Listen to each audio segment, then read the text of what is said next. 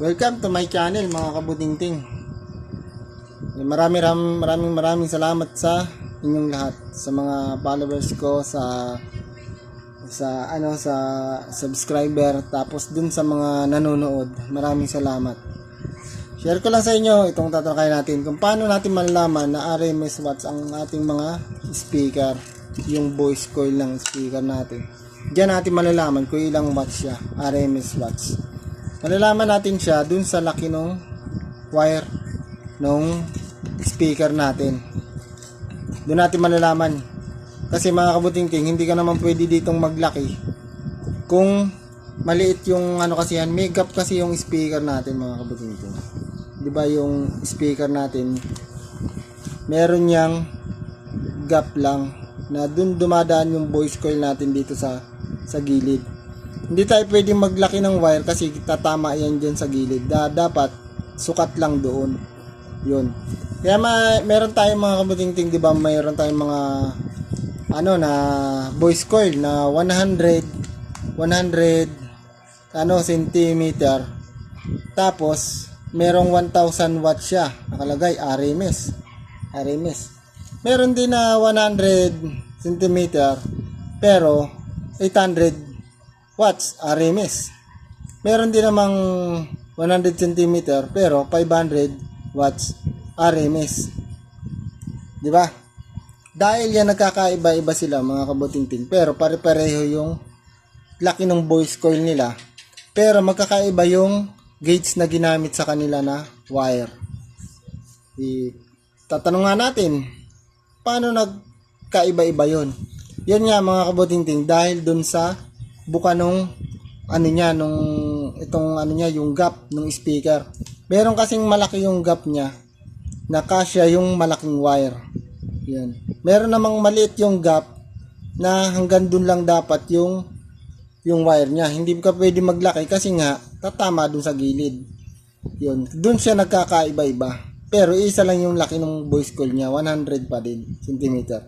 Yun, dun siya nagkakaroon. Kaya meron tayong nakalagay 1000 watts sa RMS, 800 watts sa RMS, 500 watts sa RMS.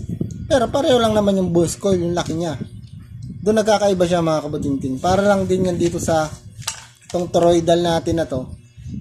Ngayon, pwede tayo magtaas dito ng perahe kasi nagkakasya yung laki ng wire natin dahil malaki yung nito, yung gap. Hindi pares dito sa dating transformer natin na EI core. Hindi tayo pwedeng maglaki ng wire dito kasi meron siyang gap kabilaan. Susukatin natin kung anong laki ng primary na wire tsaka ng secondary. Kailangan hindi tayo tatama dito sa gilid. At maaari dapat meron pang allowance na konting-konti na hindi siya magsayad. Yun. Hanggang doon lang siya. Kaya yung nangyayari kung halimbawa lang 100 watts, ganyan, 5 amperes. Yun. Hanggang dun lang siya. Hindi siya pwedeng tumaas kasi nga maliit yung wire na ginagamit sa kanya. Ganon din dito sa mga speaker natin. Diyan natin malalaman yan kung ilang RMS siya. Yun. Ngayon kung halimbawa ginamit nila dito ay number 30, gauge 30 na magnetic wire.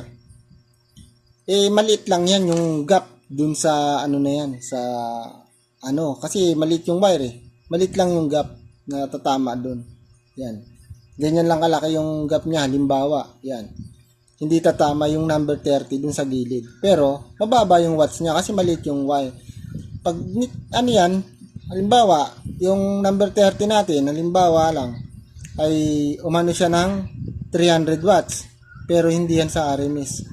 Ang number 30, siguro, mga lang to. 100. Ganyan, baka wala pa ganun na sa RMS. Pero sa ngayon nakalagay doon 300 watts ang ginagamit nila, number 30 na magnetic wire. Yun, doon natin malalaman yan yung niya, doon sa ginagamit nila na wire. Kasi hindi naman sila pwedeng maglaki dito, tatama yun sa gilid. Kaya yung speaker na ginawa na ganun, talagang ganun na yun, hindi tayo pwedeng natin kayang taasan pa ng watts niya, talagang hanggang doon lang. Hindi rin naman natin pwedeng na damihan yung wire natin dahil lang magkakaroon naman ng problema dun sa ohms niya. Yung ohms ng speaker.